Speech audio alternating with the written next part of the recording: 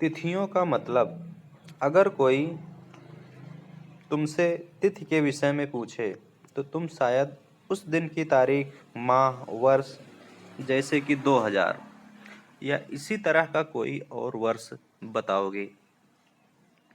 वर्ष की यह गणना ईसाई धर्म प्रवर्तक ईसा मसीह के जन्म तिथि से की जाती है। अतः 2000 वर्ष कहने का तात्पर्य ईसा मसीह के जन्म के 2000 वर्ष के बाद से है। ईसा मसीह के जन्म के पूर्व की सभी तिथि ईसा पूर्व, ईसा से पहले के रूप में जानी जाती है। इस पुस्तक में हम 2000 को अपना आरंभिक बिंदु मानते हुए वर्तमान से पूर्व की तिथियों का उल्लेख करेंगे। ठीक है। ईसा का मतलब क्या है? ईसा का मतलब यही है दोस्तों कि जो ईसा मसीह थे उनके जन्म और मृत्यु के पहले जो वर्ष था उससे पहले इसे ईसा पूर्व बोला जाता है। ठीक है। इतिहास और तिथियां, अंग्रेजी में बीसी, हिंदी में ईसा पूर्व का तात्पर्य बिफोर क्राइस्ट ईसा पूर्व होता है। ठीक है। कभी कभी कुछ तिथियों से पहले एडी, हिंदी में ईसा होता है। ठीक है। एडी मतलब ईसा होता है। ठीक है। लिखा पाते हैं, यह एनो डोमिनी बोला जाता है। इसको क्या बोला जाता है दोस्तों? एनो डोमिनी। एडी का मतलब क्या होता है? एनो डोमिनी बोला जाता है। ठीक है। नामक दो लैटिन शब्दों से बना हुआ है तथा इसका तात्पर्य ईसा मसीह के जन्म के वर्ष से पहले है। ठीक है। वर्ष से है। ठीक है।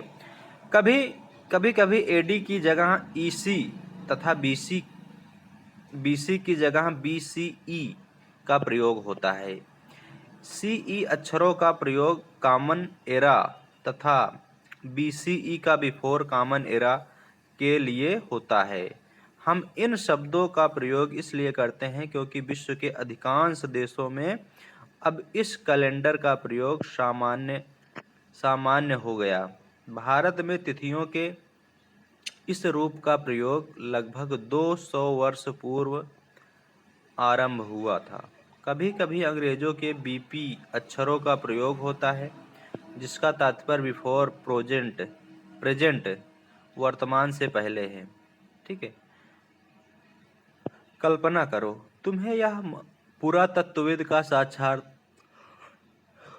लेना। तुम उन 5 प्रश्नों की एक सूची तैयार करो जिन्हें तुम पुरातत्वविद से पूछना चाहोगी। उपयोगी शब्द इसमें क्या क्या है? यात्रा है, पांडुलिपि है, अभिलेख है, पुरातत्व है, इतिहासकार, स्रोत। अज्ञात लिपि का अर्थ निकालना है। ठीक है। आओ याद करें।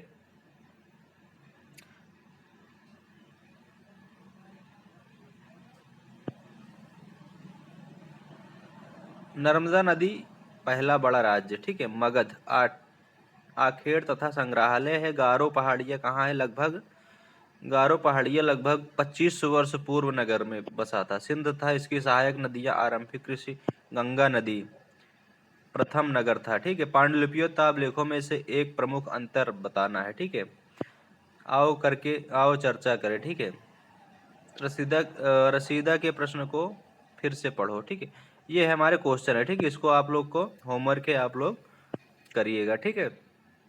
कृषि का आरंभ 8000 वर्ष पूर्व हुआ था। ठीक है। ये सब क्वेश्चन है, इसको आप लोग हल कीजिएगा। ठीक है दोस्तों, चलिए।